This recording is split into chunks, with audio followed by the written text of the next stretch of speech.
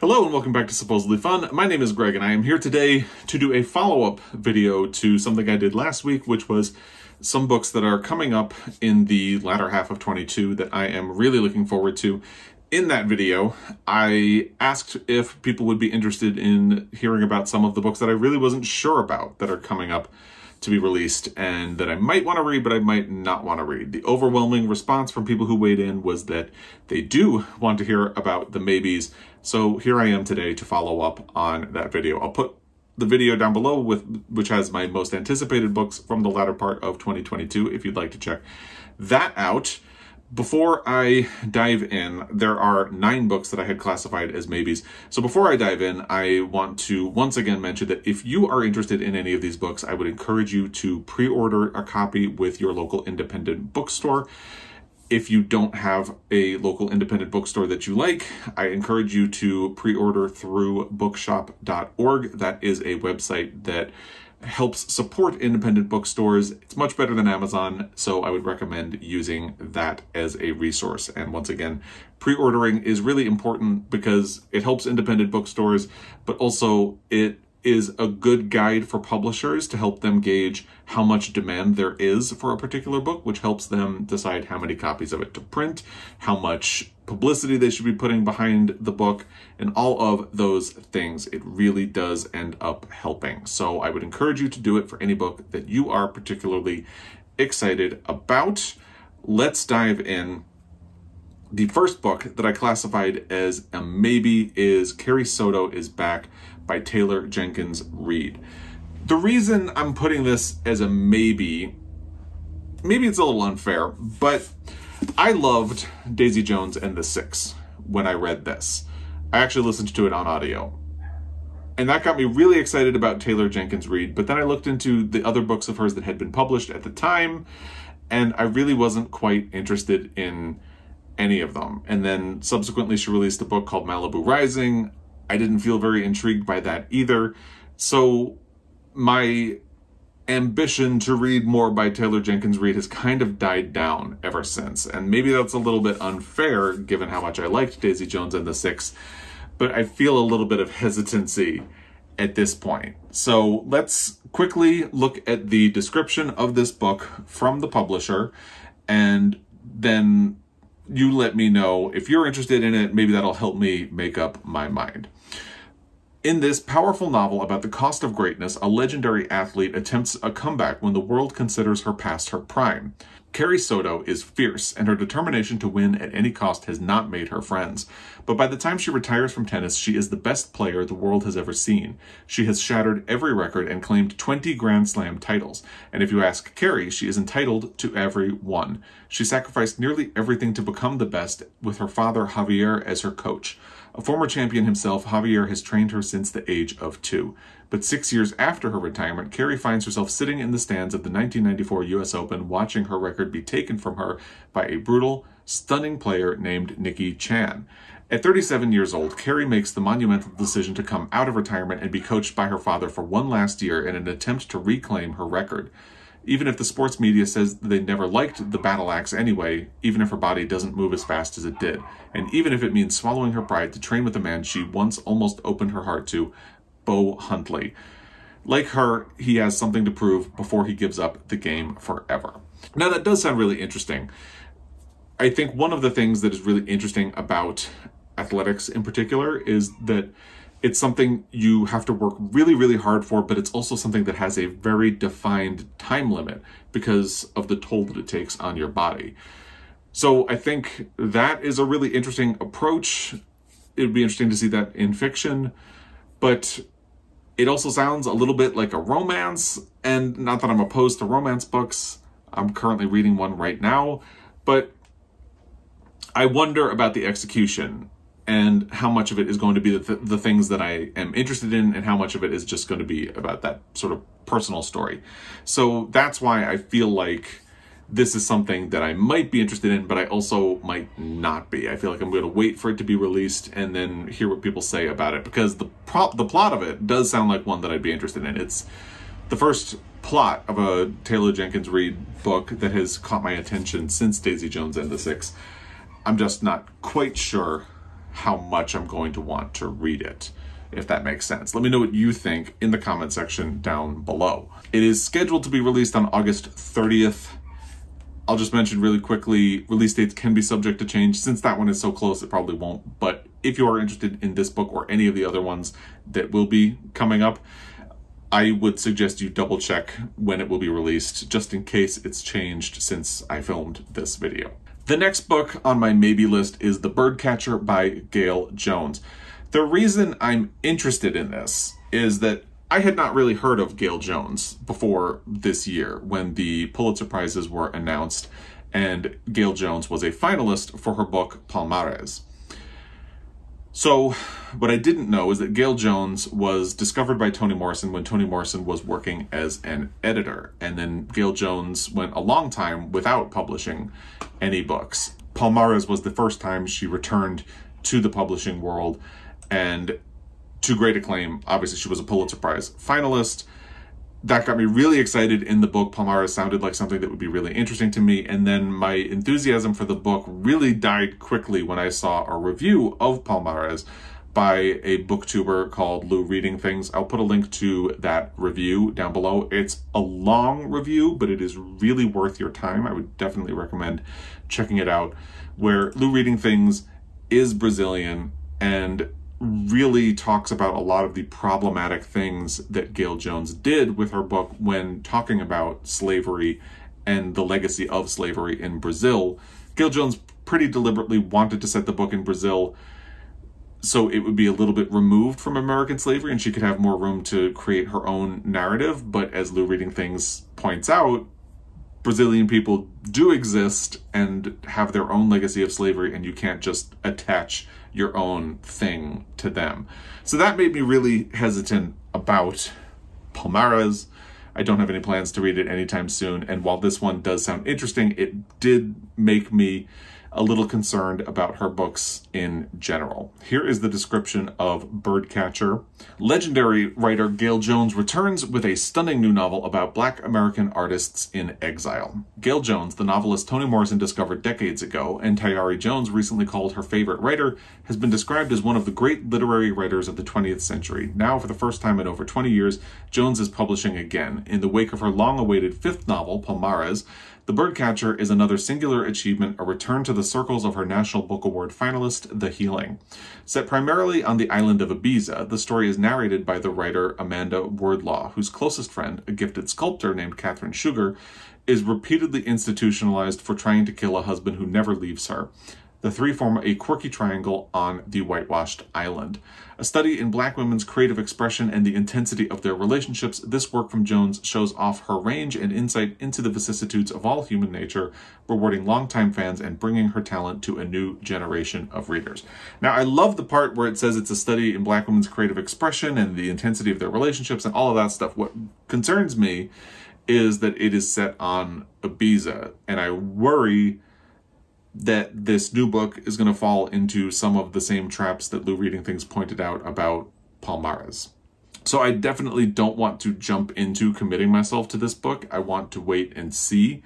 I think the best thing I could do is read some of Gayl Jones' earlier work. I believe that she had a book called Corregidor, and I'll probably at some point pick that book up instead of trying the new things, and then maybe I'll see if there's any feedback on this one before I really commit to it. The Birdcatcher is scheduled to be published on September 13th. Let me know what you think in the comment section down below. The next book is Lucy by the Sea by Elizabeth Strout. This is scheduled to be published on September 20th.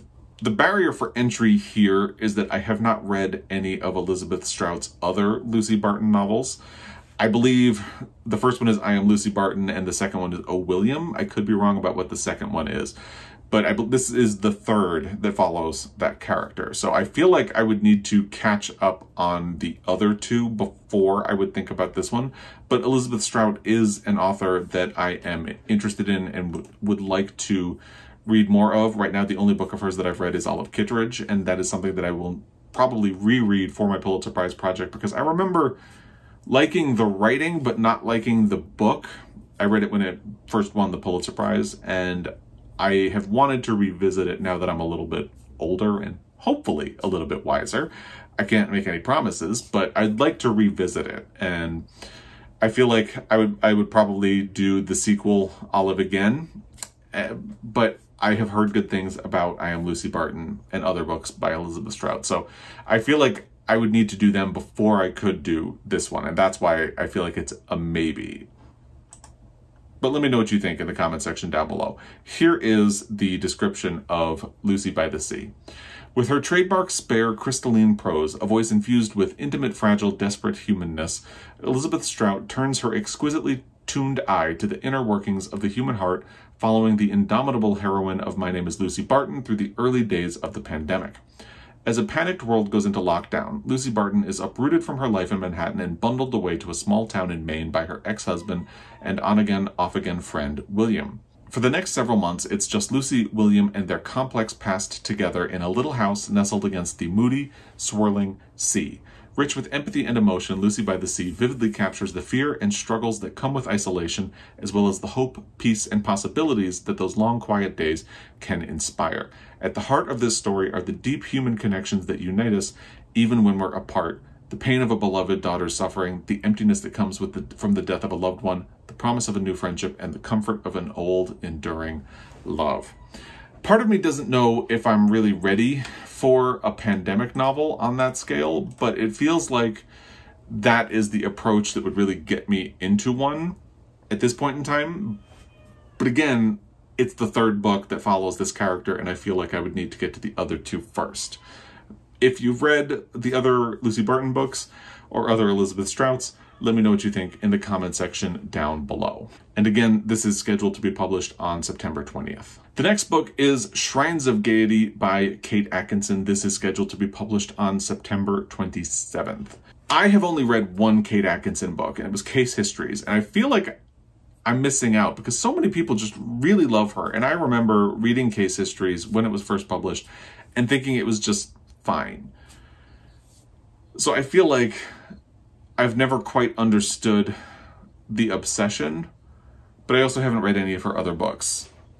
So part of me feels like I should try Kate Atkinson again, but I don't really know how I should do that. If I should reread Case Histories, if I should try Life After Life, I believe that was the title of the one that was a wild runaway bestseller, or if I should do this one, I don't know. I know there are a lot of Kate Atkinson fans out there, so let me know what you think. Should I retry Case Histories and see what I missed? Should I try Life After Life? Is there another book that you would recommend, or should I try Shrines of Gaiety?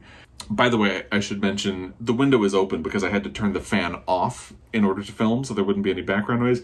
And now you can hear my pain because the people who live diagonally behind us bought chickens and they have a rooster and the rooster won't shut up. So if you can hear crowing in the background, welcome to my world. Let's do the description of this book. The #1 national best-selling, award-winning author of Life After Life transports us to a restless London in the wake of the Great War, a city fizzing with money, glamour, and corruption in this spellbinding tale of seduction and betrayal. 1926, and in a country still recovering from the Great War, London has become the focus for a delirious new nightlife. In the clubs of Soho, peers of the realm rub shoulders with starlets, foreign dignitaries with gangsters, and girls sell dances for a shilling at a time. The notorious queen of this glittering world is Nellie Coker, ruthless but also ambitious to advance her 6 children, including the enigmatic eldest, Niven, whose character has been forged in the crucible of the Somme. But success breeds enemies, and Nellie's empire faces threats from without and within. For beneath the dazzle of Soho's gaiety, there is a dark underbelly, a world in which it is all too easy to become lost. With her unique Dickensian flair, Kate Atkinson gives us a window in a vanished world. Slyly funny, brilliantly observant, and ingeniously plotted, Shrines of Gaiety showcases the myriad talents that have made Atkinson one of the most lauded writers of our time. I mean, it sounds interesting. I just, again, kind of feel like I have never really understood Kate Atkinson. So again, let me know what you think. If I should try one of her other books, if this one might be a good place to start, let me know in the comment section down below. The next one is actually a 2-for-1 because it's a new Cormac McCarthy book, but it's not just one new Cormac McCarthy book. He's actually releasing two new books.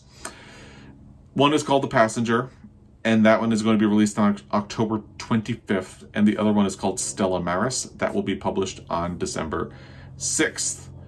So I read Cormac McCarthy's The Road when it was published. I actually read it before it won the Pulitzer, but after it had been released for a while, and I really loved it a lot. So you'd think that I would be really excited to see a new book by him, because this is the first time he's released a new book since The Road was published. But the fact that it's two books and they sound kind of philosophically dense has me a little bit wary. I did read No Country for Old Men before it was turned into a movie. That was where I went after I read The Road. And I thought it was just okay. I liked it, didn't love it at all. And part of me is thinking that I should go back and do earlier Cormac McCarthy books like, say, Blood Meridian, before really committing myself or diving into these two new books. If you're wondering what they are about, The Passenger is described this way: a sunken jet, 9 passengers, a missing body. The Passenger is the story of a salvage diver haunted by loss, afraid of the watery deep, pursued for a conspiracy beyond his understanding, and longing for a death he cannot reconcile with God. Stella Maris is described as the masterful coda to The Passenger from the Pulitzer Prize-winning author of The Road. God, Truth, Existence. Stella Maris is the story of a mathematician, 20 years old, admitted to the hospital with $40,000 in a plastic bag and one request: she does not want to talk about her brother. So these stories are going to be linked somehow. The fact that it says she does not want to talk about her brother makes me wonder if the character from The Passenger is that brother. I don't know. I have not actually looked very closely into the plots of these books, because I feel like the less you know, maybe the better. But at the same time, I'm really thinking that I should try Blood Meridian and wait and see what people think of these two books. Religion is also definitely a theme in Cormac McCarthy's works, and it's something that I can sometimes struggle with in a book. So I think the fact that it's mentioned so heavily in both of these plot descriptions is another thing I kind of want to wait and see how it is handled in the books. So let me know what you think in the comment sections down below. Are you excited about these two books from Cormac McCarthy? Are you all in? Or are you, like me, going to wait and see what people think of them and how essential they are before committing? The next one is Toad by Katherine Dunn, which is going to be released on November 1st. Here's my problem with this one. I tend to be very suspicious of anything that is published without an author's consent. And I tend to be very suspicious when consent is a little bit dubious. Like, I had refused to read Go Set a Watchman by Harper Lee. The circumstances of the way that was published struck me as gross. So I just decided, as much as I love To Kill a Mockingbird, I'm going to leave it alone and not read that book. I had read The Neon Bible, which was John Kennedy Toole's book that he wrote as a teenager and was published after the success of A Confederacy of Dunces, which was itself published posthumously. But since then, I have really gotten hung up on the question of what authors wanted to be released, and this book definitely falls into that, because Katherine Dunn died in 2016. The manuscript for this book was found in her belongings, and she had never tried to publish it, from my understanding. I don't think it's really known why she didn't try to publish it, but I feel like maybe there was a reason she didn't do that. And then on top of all that is the fact that I really loved Geek Love when I read it when I was in my early 20s. In the years since, I have kind of wondered if this book would hold up. There are a lot of things in here that could be very problematic and maybe wouldn't age well. So part of me has always thought I should go back and reread it. Part of me is really afraid to go back and reread it and just not like it as much as I did when I was in my early 20s and read it for the first time.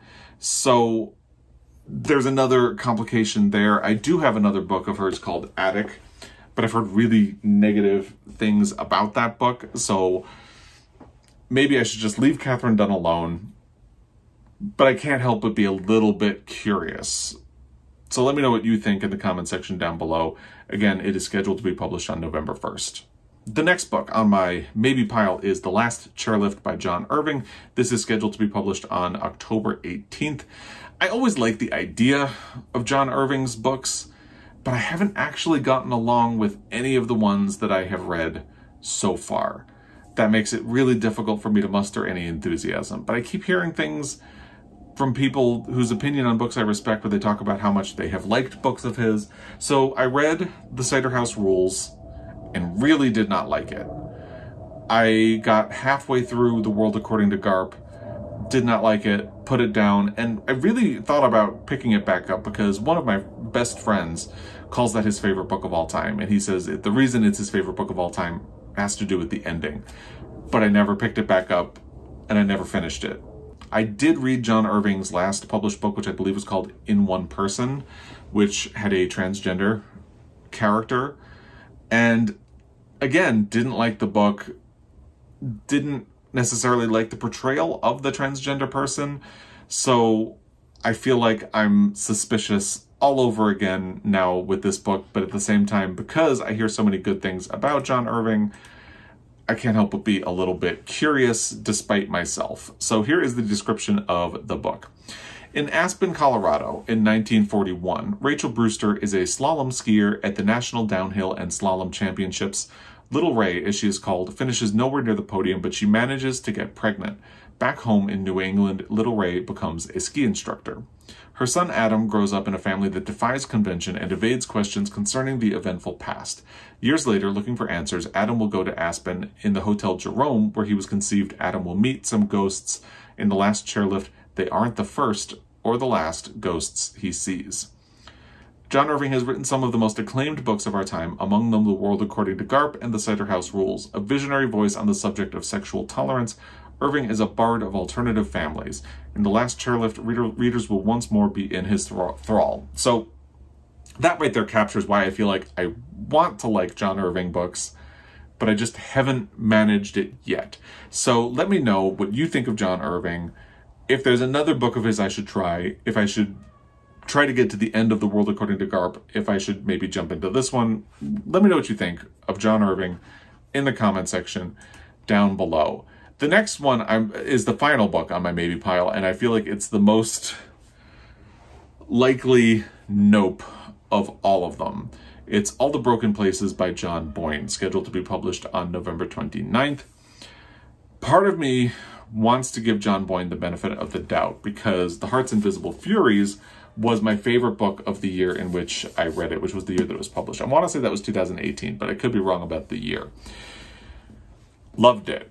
Unfortunately, I read another of his recent books, Ladder to the Sky, and really did not like it. And some of Boyne's subsequent books and interviews have not really gone great. Add on top of all that the fact that I've heard really terrible things about The Boy in the Striped Pajamas, and this is a sequel to The Boy in the Striped Pajamas, so I feel like it's probably best to just let this one go by and not engage with it at all. Interestingly though, The Boy in the Striped Pajamas was, I believe, a young adult book, and this looks like it is not. It is published for adults. Here's the description of it. 91-year-old Gretel Fernsby has lived in the same well-to-do mansion block in London for decades. She lives a quiet, comfortable life despite her deeply disturbing, dark past. She does not talk about her escape from Nazi Germany at age 12. She does not talk about the grim post-war years in France with her mother. Most of all, she does not talk about her father, who was the commandant of one of the Reich's most notorious extermination camps. Then a new family moves into the apartment below her.